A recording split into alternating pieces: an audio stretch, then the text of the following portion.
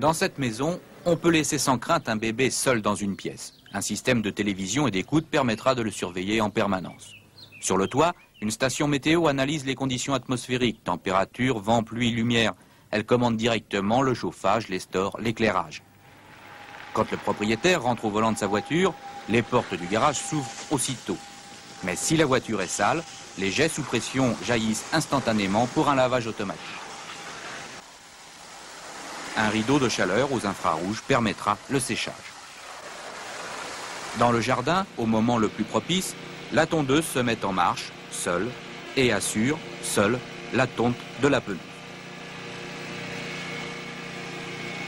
Mais ne vous y trompez pas, ce n'est pas là la maison de James Bond et de ses gadgets. Il y a derrière tout cela une idée et une histoire. L'histoire commence lorsque Pierre Sardin, un Français, vient habiter Bruxelles. Il rentre des États-Unis où il a travaillé sur le programme Apollo de conquête de la Lune. Familier des techniques de pointe, il déplore le retard que prend, selon lui, l'industrie du bâtiment. C'est une industrie très traditionnelle qui, tout simplement, extrapole un peu la maîtrise que l'on avait à l'époque des cathédrales. Les architectes eux-mêmes considèrent qu'ils n'ont pas aujourd'hui autour d'eux des gens capables de leur donner les réponses aux questions qu'ils se posent, notamment quand il s'agit de gratte-ciel, quand il s'agit d'hôpitaux, quand il s'agit d'hôtels. Il y a tellement de corps de métier qui interviennent qu'on ne sait même plus à qui on parle. Allez, salut. Mademoiselle, soyez gentille de ne pas me déranger parce que nous allons faire une projection immédiate du reportage qui a été tourné il y a 2 semaines. Merci.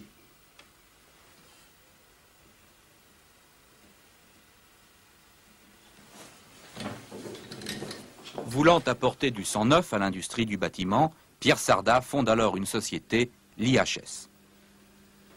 Puis, il fait construire cette maison, sa maison, car il y habite et il y travaille.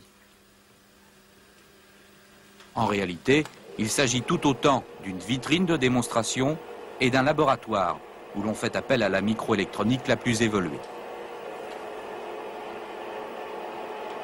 L'idée, de base, c'est de développer au maximum le bien-être de l'individu dans son environnement. Nous appelons environnement, dans notre jargon, tout ce qui constitue les éléments du bien-être à l'intérieur de la toute petite sphère individuelle, très immatérielle, que transporte chaque individu avec lui.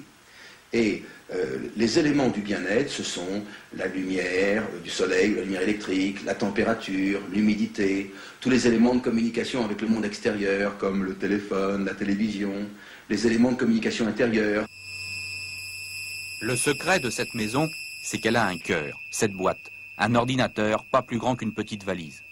Il contrôle toute l'activité du bâtiment. Pierre Sardin appelle ce système la gestion de l'environnement. La gestion, ça consiste tout simplement à connaître cet environnement et à le commander. C'est la définition de tout processus de gestion.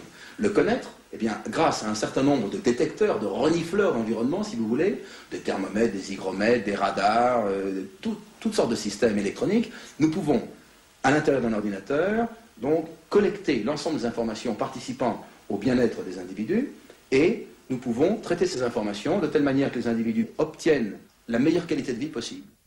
Exemple au moment du réveil. À l'heure programmée, des flashs, dont l'intensité et la durée sont minutieusement étudiées, éveillent en douceur. Ensuite, la radio ou une musique viennent t'aider à reprendre pleinement conscience. Quelques instants encore, puis les rideaux et les volets s'ouvrent automatiquement.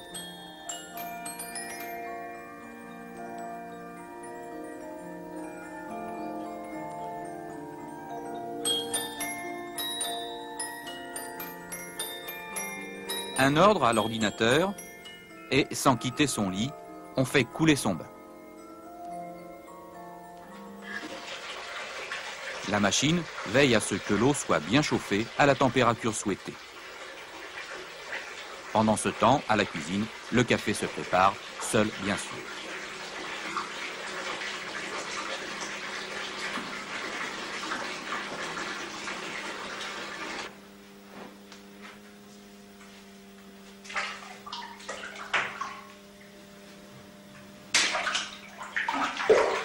Une question cependant.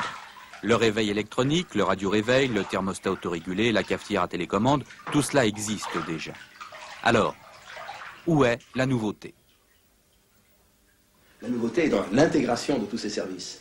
Vous avez aujourd'hui des chauffagistes, des éclairagistes, des gens qui font de la sécurité, des gens qui vous offrent des systèmes de musique. Eh bien, ici, on s'occupe de tout.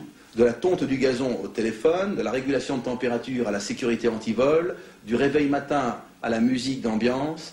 Tout est synthétisé complètement et ça permet d'obtenir non seulement des performances tout à fait extraordinaires sur le plan personnel, sur le plan des sens, mais également des performances économiques. Un exemple, eh bien, nous pouvons par exemple pour 400 logements d'ouvriers de type de série, par exemple pour des maisons du style 100 mètres carrés de surface, vendues aux environs de 250 000 francs français ou même 200 000 francs français, on peut arriver à proposer 26 services informatiques, 30 équipements électroniques qui donnent un confort de maison de milliardaires. Vous trouverez des volets roulants, vous trouverez un téléphone, un système de musique intégré, des systèmes anti-vol, anti-incendie, anti-agression, anti-explosion. Vous trouverez des tas de systèmes qui n'existaient nullement. Ce jeune garçon marche sur l'eau, à la surface d'une piscine. Une piscine évidemment truffée de systèmes de sécurité et d'entretien automatique. Si on a mis cette piscine dans cette maison, ce n'est pas du tout par goût de luxe, mais au contraire par un souci d'étude de la qualité de la vie dans des environnements très différents. Nous avons étudié ici un système qui correspond à une toute petite piscine, facile à gérer, et nous nous sommes aperçus qu'avec des coûts raisonnables, on pouvait vraiment disposer d'une piscine de toute première qualité, dans laquelle, par exemple, chaque jour, une cinquantaine de personnes pourraient se baigner, par exemple, dans des hôpitaux, dans des petits hôtels de montagne notamment, et même dans des bureaux. Dans des bureaux, parce que nous pensons que la qualité de la vie devra s'installer un jour même dans l'atmosphère du travail.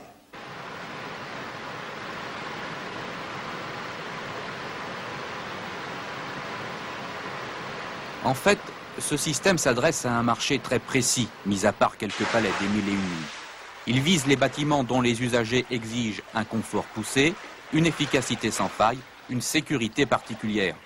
Cela veut dire en priorité les hôtels, les hôpitaux, les résidences de personnes du troisième âge.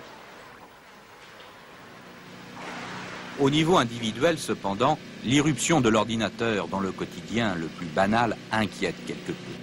S'en remettre pour tout à la machine, dans une confiance absolue, cela manque par trop de chaleur, de fantaisie.